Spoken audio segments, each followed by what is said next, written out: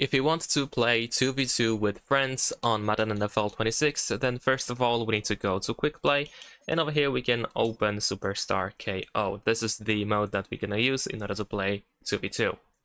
Now, after that, you can switch the size to 2v2 over here. You can invite your friend by pressing this plus button that we have below your profile, and you can invite your friend. You can also select yourself in order to choose your role. You can play as any role, or you can set yourself to be an offensive captain or a defense captain. Besides that, we can choose the opponent, so we have head-to-head online or play against friend.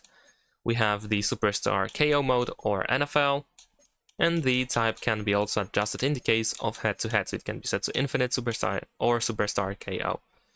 And of course, once you set yourself ready, then we can just play and we can start looking for a match. Now, if we want to actually go back and play against our other two friends, so if you want to play with 3 additional friends in total, then most likely you want to choose play against friend instead. And then over here you can start playing, and you might need to set up a password. I'm not sure if that's the same case over here. But in previous titles you also had to set a password, and you had to use the same password on both sides to be able to connect together. So that's pretty much it. Thanks for watching, leave a like and subscribe.